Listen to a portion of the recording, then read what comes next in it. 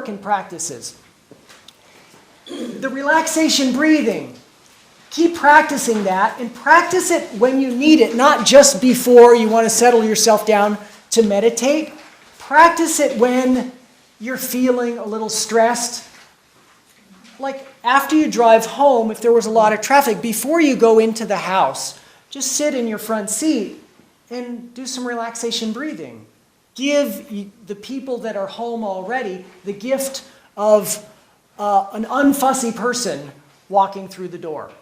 All right? So, again, stay up with the reading. Read Module 2. Highlight the bits that are like the pith teaching for you, so you can refer back to it. And then, as I asked you before, memorize the 5 mental factors, so you can just tick them off. Contact, feeling, discrimination, attention, intention.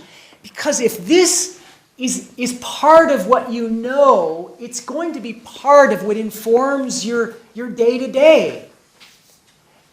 Knowing how to access that spiritual domain, because you give it words. There's a landscape there, and if you know what's there and how to negotiate that landscape, you're going to exist in that spiritual domain in a much more evolved way. You're going to change yourself. So memorize those 5 for yourself.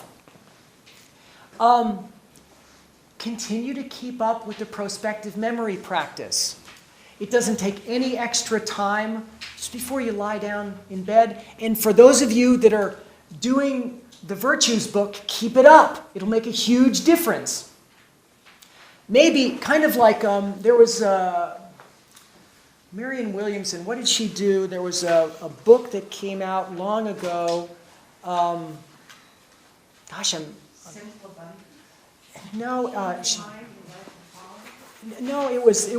She didn't write it, but Course in Miracles. Thank you. Okay, so Course in Miracles. The thing I really loved about that was it was a year long.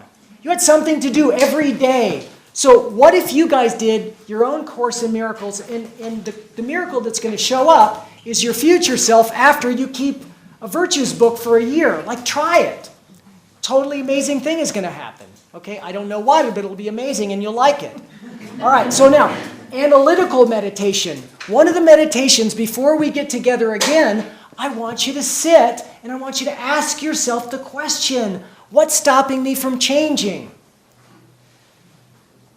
Be aware that some of the information that bubbles up, you are going to say, no, I do not want to listen to that. Okay? You might not be ready, but acknowledge it. Write it down. Okay? Make a list. And then see if you get a whole list. Keep a piece of paper right next to your meditation cushion. You get a list. What if you started ticking things off that list, ultimately? You're your own therapist. Who better but you to know what you need to do? Okay, now, we're going to do, as a practice, we're going to do the breath counting again. It's going to be the same thing where we're going to, on the out breath, after you settle yourself down, on the out breath, you're going to count 1. And you're going to try to hold your attention on sensations of breath and the counting, right? All the way to 10. And if you make it all the way there, without mind wandering, start over at 1. If mind wanders in the middle and you notice it, start over at 1 again. That was what we were doing last time. Attentional stability. That's the practice in concentration, okay? Here's the wrinkle.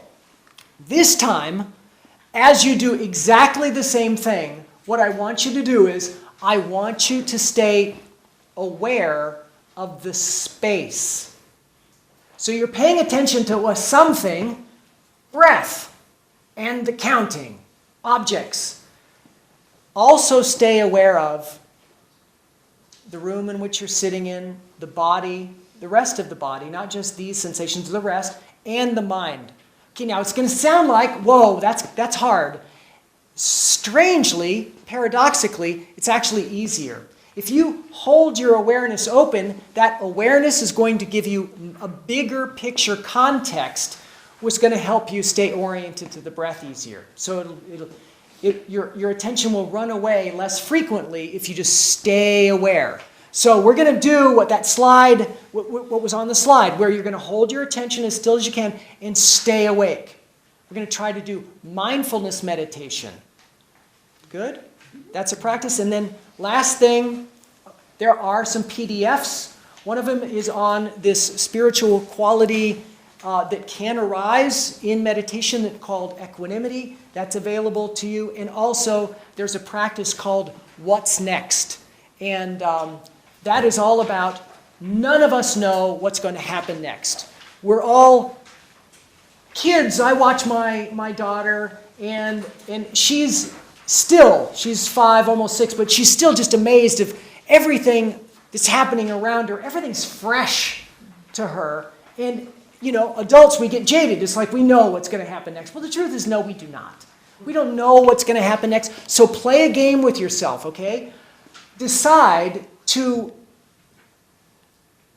comment, be surprised by every little thing that happens next. And so you walk out the door and a white van. It's like, what? I did not know that was going to... And then walk into your car, you turn on the radio, and there is a story you didn't know what was going to be on. And keep playing that what's next game, and I want you to drive yourself all the way to a bookstore, okay? And enter that bookstore not knowing what you're going to get, being surprised by everyone you see, and just, you see this person in a red coat walking by. I did not know that was going to happen. And then you find yourself wandering into the section of the bookstore that is calling you. How did you know? You didn't know. And there you are, and then you are looking at the bookshelf, and then there's some books, and then it's like, this is so weird, I did not know. And then all of a sudden, you start reading, and that is exactly what I need. I did not know this. Okay, that's the game. Okay, I want you guys to get in the flow of finding the right spiritual material for you. That's part of your practice. Part of your evolution is putting yourself on a diet of enlightened ideas. So you're getting it in this class, but it's not just this class. I want you to find a book that is going to take you farther. Find an author that speaks to you, more practices. I'm going to be the person that suggests and opens some doors, but you're going to be the one that walks through it. Okay? All right, you guys. Thank you so much for coming. I will see you next time. Thanks again. Yeah.